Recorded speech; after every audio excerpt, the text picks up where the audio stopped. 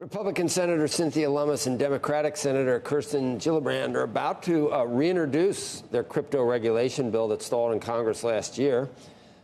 Following the FTX collapse, the new bill adds more language and consumer protection and includes feedback from the SEC.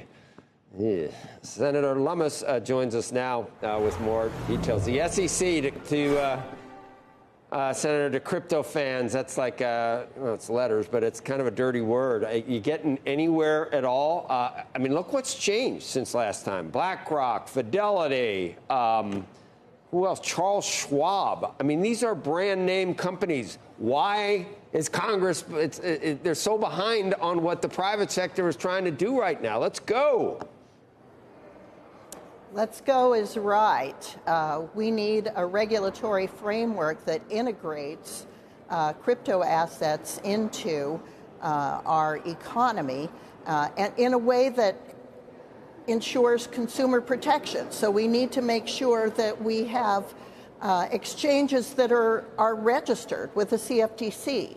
We need to make sure that illicit finance is addressed, that we have adequate penalties, that we make sure that the assets and reserves behind crypto are sound.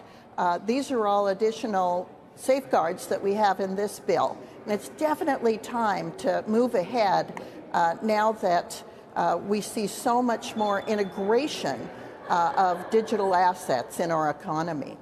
It kind of doesn't make sense when you think about some of the things that have happened, FTX, for example, or take your pick. And so the foes of crypto that maybe are preventing your bill or similar bills from going through, you would think that their intention is to protect investors, and yet the lack of doing anything and sitting on their hands is what actually ends up actually hurting investors. So have they connected the dots to that yet?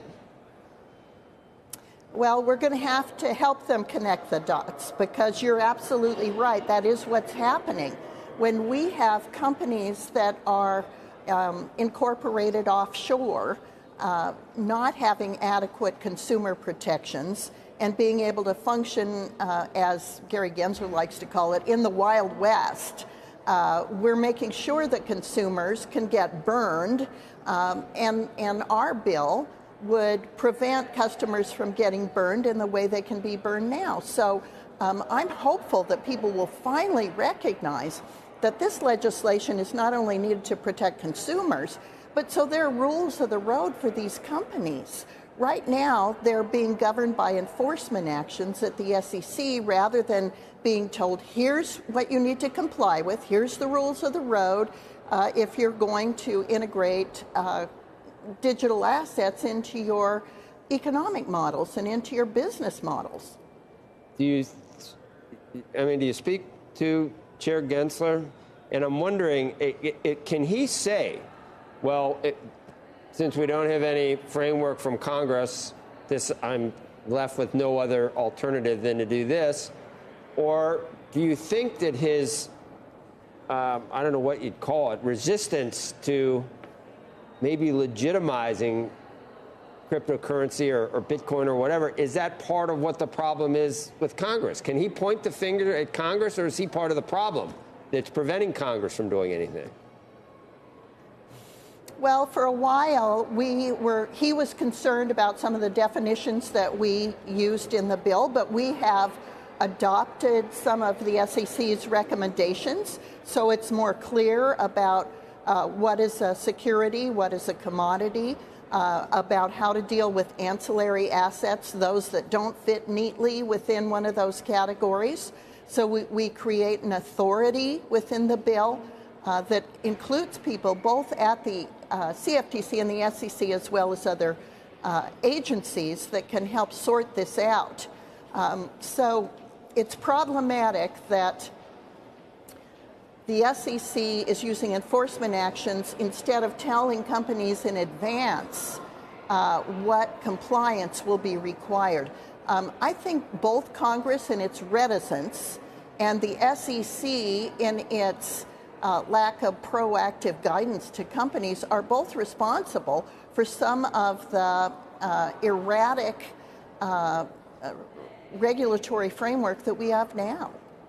Yeah, we had the Coinbase CEO on who said, and there were risk factors in it when the SEC did sign off on the IPO. I mean, all the risks were outlined, but it still almost looked like the goalposts were moved or the rug was pulled out from underneath that company. And that's not a good, that doesn't help instill confidence in the agency or in the whole sector. So I don't know how to do this. Can we talk about TikTok? I mean, so you and Gillibrand, so that's bipartisan. And then you've also got TikTok. This bill, you've got senators or Republicans and Democrats on here as well. And I don't know, when you hear about banning something, that raises, no matter who you are, that raises sort of, in the private sector, it's like, do we really want to do that? So this would maybe harness things with TikTok, but not ban it outright. Correct. So what we want to do is make sure that the data of users of TikTok is protected from surveillance by the Chinese Communist Party. And the way we're doing that is to provide for a registration. So there is a wall between people's private data and the opportunity to use it as a mechanism of surveillance.